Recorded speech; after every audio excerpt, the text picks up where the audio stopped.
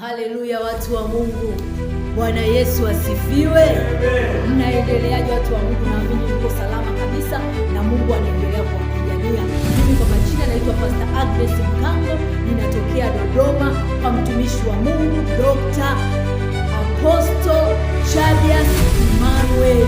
Tunapatikana Dodoma mahali panaitwa Nala. Leo hii tulikuwa na ibada hapa kanisani kwetu na tumemwona Mungu akitupigania sana. Tumeona Mungu akitutetea, tumeona vile Mungu akisema na watu, lakini pia tumeona Mungu akijibu watu wake. Lakini wako watu ambao walikuwa ibadani na nataka niwaulize, wao wamejifunza nini? Usiondoke, endelea kusikiliza.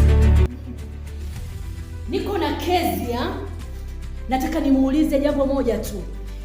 Najua umejifunza kanisani kwako, lakini na sisi kanisani kwetu tumepata madini ya kutosha sana. Nataka nimuulize Kezia, umejifunza nini kwa somo la leo? Amen. Nimejifunza kuhusu bidii. Cha kwanza kwamba kwenye masuala ya elimu. Kwa somo la leo Kezia kanisani kwetu amejifunza kuhusu bidii.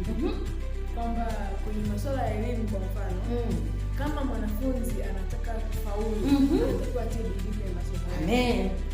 Kwamba bidii ni kuongeza juhudi kwenye kufanya mambo, kuwa extra.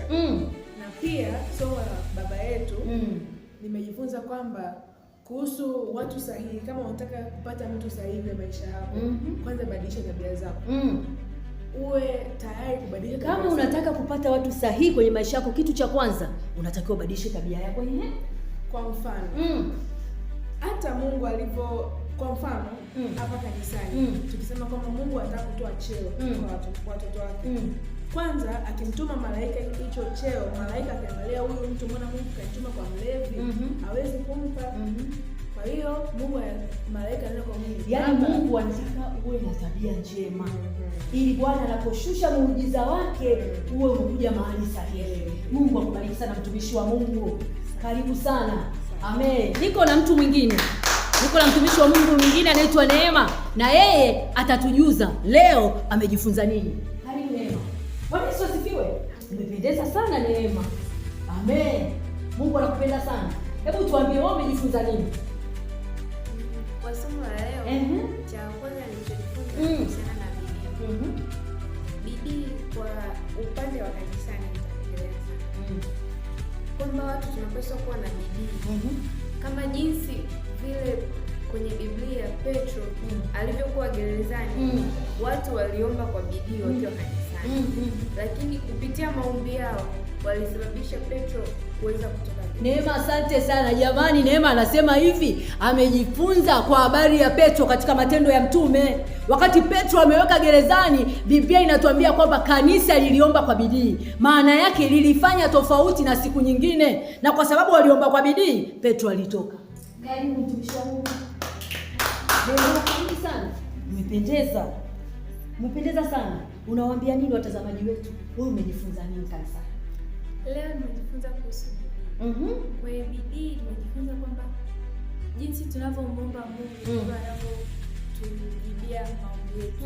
Kama una bidii kwenye kuomba, kwa mfano mtu anaweza akaomba mara moja kwa siku kwa dakika 5. Mtu mwingine akaomba mara 3 au mara 5 kwa siku kwa muda mwingi. Mungu anatofautisha jinsi anavyowajibu wao watu wawili.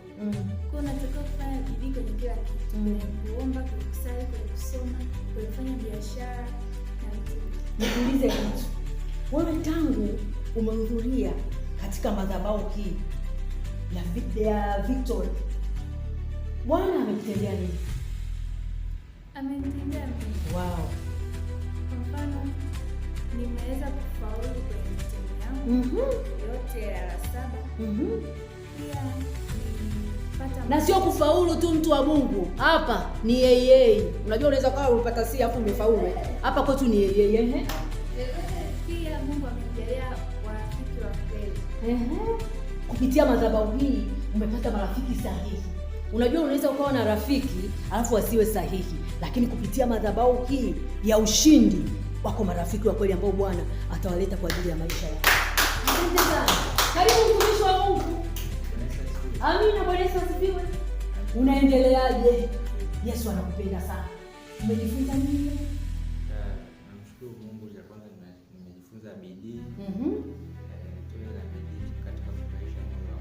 Amina. Mungu nafasi ya kwanza katika kile tunachofanya. Amen. Bidii maana tungarishe ile kusudi ambalo Mungu ametupatia. Wow. Pia imejifunza tabia. Tabia hii kutengeneza kibali kwa watu mbalimbali nao. Ila pia tabia hii kujenga sana kwa watu. Unawaambiaje vijana walioko Dodoma, lakini pia vijana walioko Tanzania ambao wanatutazama kwa wakati huu kwa ajili ya kutoa maisha yao kwa Yesu? Tangia wewe umeokoka, umemkabidhi Yesu maisha yako, umefaidika vipi? Yaani nataka uniambie tofauti ya kabla hujaokoka na wakati umeokoka, maisha yako yamekuaje?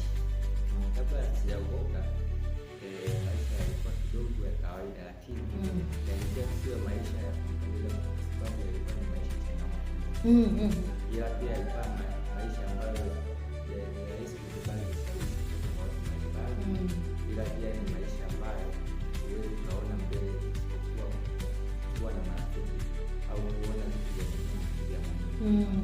Ila baada ya kumpokea Yesu tunaona vitu vilikuwa na yenye umuhimu zaidi kuliko mali. Amen. Haleluya, watu wa Mungu, mmesikia watu walivyojifunza katika madhabahu hii ya Dr. Apostle Emmanuel Chabies. Na wewe pia unaweza ukajifunza mahali kokote Tanzania ulipo. Tunapatikana pale Facebook, lakini pia tunapatikana Instagram. Kote kule tupo. Wewe ukiandika tu Chabies utatupata pale. Lakini pia YouTube tunapatikana kwa jina la Victor TV. Usikose, yako madini mengi ambayo mtu wa Mungu mpakwa mafuta wa Bwana anayo kwa ajili yako, kwa ajili ya kukutoa mahali ulipo kukupeleka mahali pengine. Hapa ni madhabahu sahihi, anaabudiwa Mungu wa kweli. Ukifuatilia hata kama uko wapi, Mungu wetu sisi anaga vizuizi, hana vikwazo, hana mahali popote ambapo anazuia. Popote ulipo utapokea muujiza wako. Mahali kokote ulipo. Wewe usikose tu kufuatilia ibada zetu. Tuna ibada siku ya Jumatano kuanzia saa 10 mpaka saa 12. Lakini siku ya Ijumaa tunapatikana pia kuanzia saa 10 mpaka saa 12. Siku ya Jumapili tunapatikana kuanzia saa 3 mpaka saa 8. Usikose, ninawapenda sana na Mungu awabariki.